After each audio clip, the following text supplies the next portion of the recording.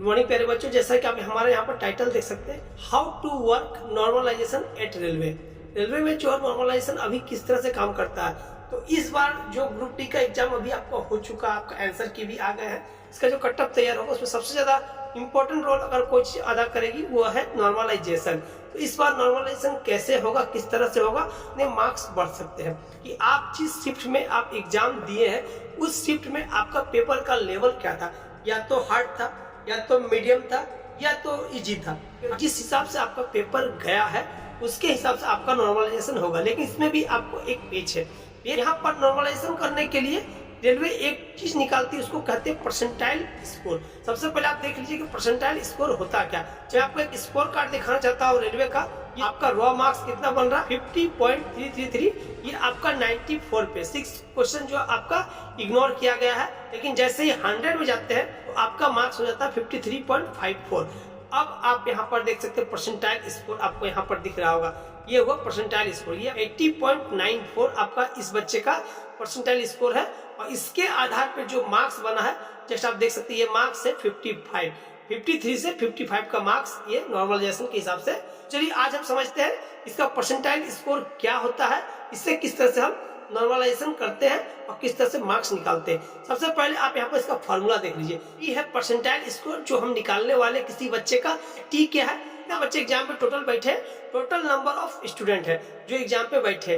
और एन क्या है, आपका नंबर अगर 65 है तो आपसे कितने बच्चे कम नंबर लाए हैं या आपके बराबर, मतलब 65 के बराबर या 65 से कम कितने बच्चे लाए हैं उसकी संख्या है। एन से यहाँ पर लिखते हैं 100% के लिए है। चलिए ये आप समझ गए। पी क्या है परसेंटाइल स्कोर, टी क्या है टोटल नंबर ऑफ स्टूडेंट उस शिफ्ट का, एन क्या है नंबर ऑफ स्टूडेंट वो जो बराबर स्कोर है ये आपसे कम है। चलिए अब इसको हम लोग बढ़िया से समझेंगे। चलिए हमने एक उदाहरण लिया है। मान लीजिए कि किसी शिफ्ट में आपका पेपर जो है कठिन गया है, कठिन गया, उसमें कितने बच्चे एग्जाम दे रहे हैं, 1000 बच्चे एग्जाम दे रहे हैं और आपका नाम राम है। आपका मार्क्स कितना है 70 है। और कितने बच्चे आपका एग्जाम दे रहे हैं, आपका एग्जाम दे रहे हैं 1000 बच्चे, आपका मार्क्स 70 है और आपसे कम या आपके बराबर 900 बच्चे ऐसे हैं जिसका आपसे मार्क्स कम है या आपके बराबर। कम वाले बच्चों की संख्या कितना है 900 है। तो चलिए हम यहाँ पे फॉर्मूला लगाते हैं। पी बराबर क्या है n/t इंटू 100।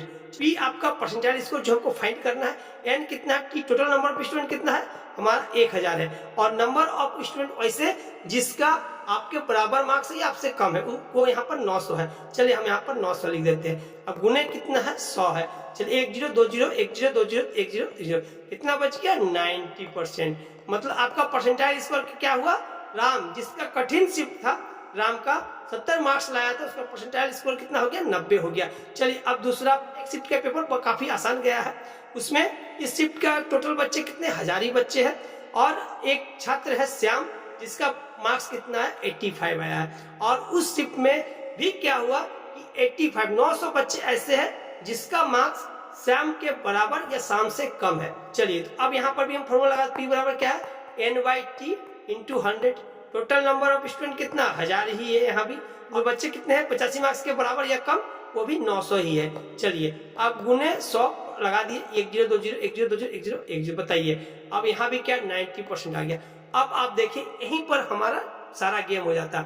गेम क्या होता है, राम जो कि 70 मार्क्स लाया था लेकिन इसका परसेंटाइल स्कोर कितना है 90 है, और शाम 85 मार्क्स लाया था उसका भी परसेंटाइल स्कोर कितना है 90 है। राम का 70 बराबर होगा श्याम का 85 के। ये नॉर्मलाइजेशन हो गया। राम का 70 सिंपल वे में समझिए तो यही इसका सिंपल तरीका है। राम का 70 और श्याम का 85 बराबर होगा।